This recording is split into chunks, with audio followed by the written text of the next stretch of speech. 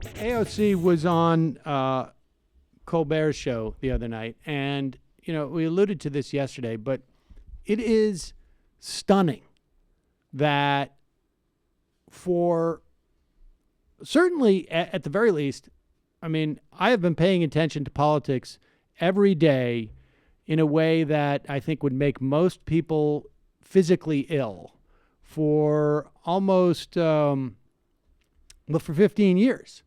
And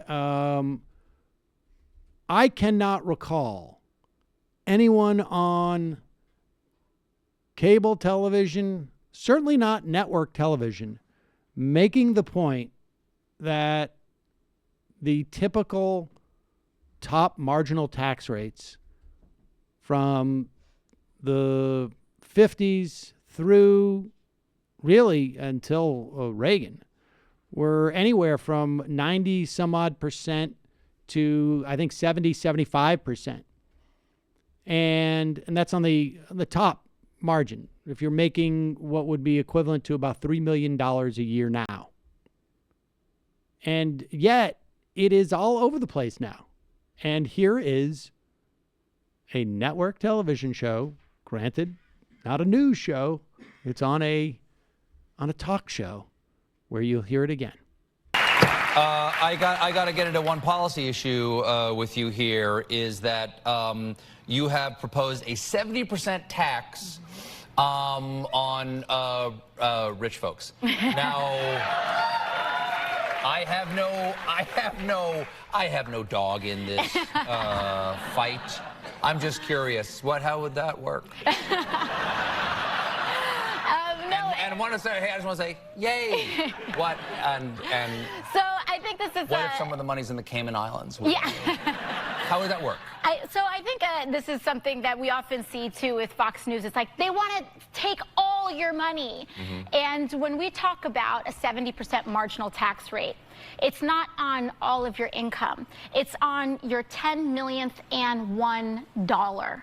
So after you make $10 million in 1 year, your dollars after that start to get progressively taxed at a much higher rate. And really what that is that it's the tax interpretation of one answer to the question of how much is at what level are we really just living in excess, and what kind of society do we want to live in? And do we want to live in a city, for example, do we want to live in a city where billionaires have their own personal Uber helipads when people... You can get those? Yeah. Oh, yeah. Because the traffic in Lincoln Tunnel sucks. Yeah. Okay, good to know. Sorry, go ahead. So do we want these kind of, folks with helipads in the same city and the same society as people who are working 80-hour weeks and can't feed their kids? And this kind of tax rate was the norm up until the early 80s. It was. This is not a new idea. In fact, people are yelling, she's a socialist. She wants 70% marginal tax rates. Under Republican administration, Dwight Eisenhower, we had 90% marginal tax rates. Wow. Yeah. But I want to point out that she's a socialist. She wants 70% tax rates. Those are both accurate, right? Yeah, I guess so. Okay. Democratic, though. Democratic socialist. Democratic socialist. Very different. Okay. Very different. There you go. I mean, I don't think if you 6 weeks ago had lined up every news anchor in television and asked them to explain top marginal tax rates, that they could explain it to you. And now people who watch late night TV get it. Well, it also has a viral component too. Like, you could maybe have tried to crowbar it into an interview, but no, they're going to be like, we're going to cut this from the show, obviously. Right. I mean, the interesting thing was, like, you never had conversations where it would be appropriate to mention that more often than not. I mean, certainly, maybe back when you're having arguments about tax cuts. But it's super healthy for the country. This is something that the right has done for a really long time when they're trying to push the Overton window to the right? Like, they talk about things that sound crazy at first, and they just keep talking about them on whatever platforms they have access to until finally it becomes like a mainstream acceptable position. And that's what she's doing on the left, and I think it's great. I've told the story before, but Janine Garofalo and I think I was like hosting, and she was a guest ostensibly, and we were doing like a comedy show, like a talk. It was supposed to be a light thing at the Aspen Ideas Festival, and one of the guests was a New York Times reporter. I can't remember who it was. The other guest was Grover Norquist, Club for Growth, and this was this was before I was doing this version of the show, so it was probably 2010, 2009. And I swear to you, it was supposed to be a light thing. It wasn't videotaped. There's no video of it. It wasn't just going. There was maybe, I don't know, 200 people, 300 people in the room. And it was supposed to be light. As much as I loathed Grover Norquist, I was sort of interested to see, just like what this guy's like. And I would ask him any question, literally any question. And his response was, public sector workers are doing really well with their pensions, and it's unfair to the rest of us. So he was workshopping his public sector pensions material. He was workshopping, and and if you go back to 2009 and start listening to Rush Limbaugh in 2010, they're pushing on this, and then of course it ultimately ends up with like a tax on these pensions, and we saw public sector workers. I mean, part of that thrust was ended in the Janus case, frankly, but. Yeah, it's nice. It's nice to see this stuff being mainstreamed. And while we're talking about AOC explaining to viewers of late night TV on CBS what marginal tax rates mean, and probably explaining that to the vast majority of Americans, which is probably maybe even in the news department, here she is with Ta-Nehisi Coates. And what was this function? I'm not exactly sure what this was. This was at a MLK Day event, MLK Now.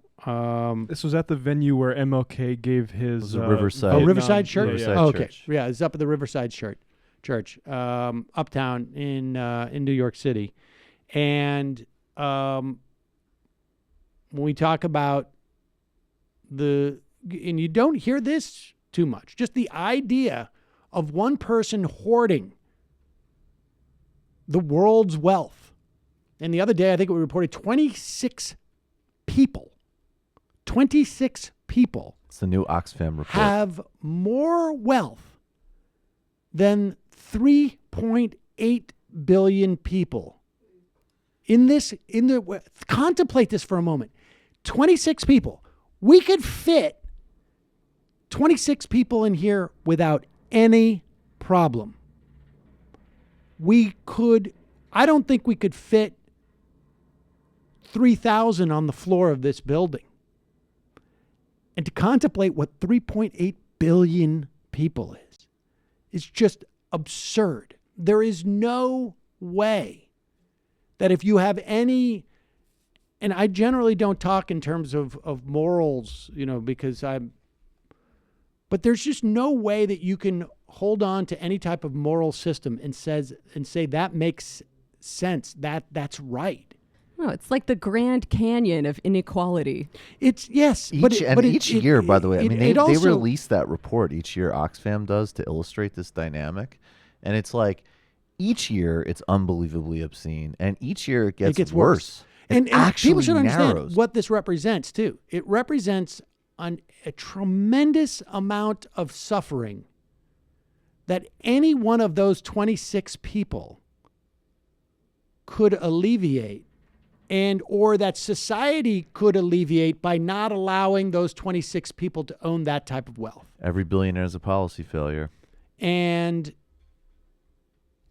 that's without even addressing the political implications of that. Because I got news for you. Those 26 people have far more political power than those 3.8 billion at this point because of the way that we have structured things.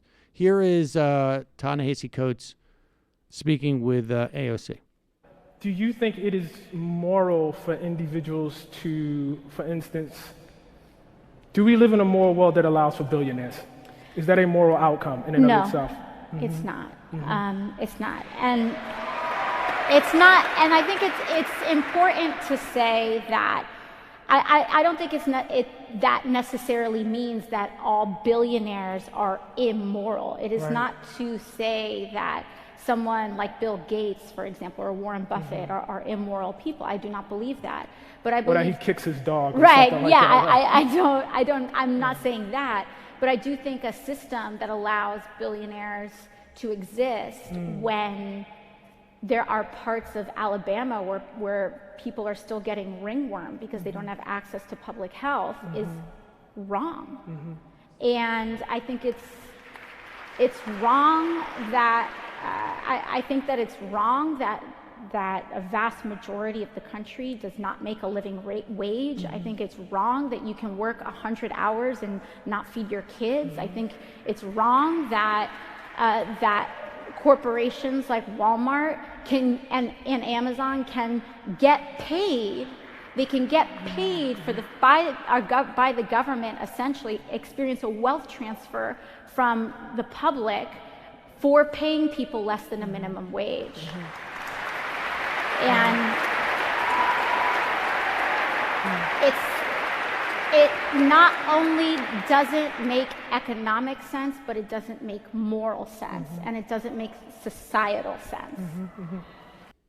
What's stunning about like these two clips, right, with AOC on Colbert and sitting there with Ta-Nehisi Coates in what looks like is done like almost like with a Broadway drop back, is that these ideas, which were considered so radical that you could not access them except for like on a YouTube show, are now in like being released in the most mainstream of contexts. And that's what's so stunning about all this, is that not that anybody's saying these things, that's great that she's saying them, but what's amazing is that it's being said in calm tones on highly produced sets, broadcast out to millions of people as if we were talking about, the way that on a Sunday morning talk show, like we must go in and attack this nation or whatever it is. Like it's all getting like the idea that this has equal billing to some of the worst ideas ever is I think is extraordinary. And there had to be somebody.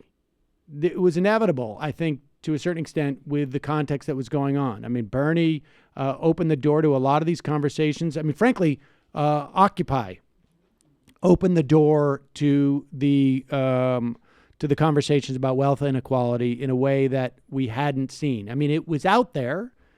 This show started in November of 2010, and I think the first guest that we had on when we started having guests in November was Winner Take All, about that very dynamic of wealth inequality, but it wasn't in the mainstream conversation until a year later with Occupy.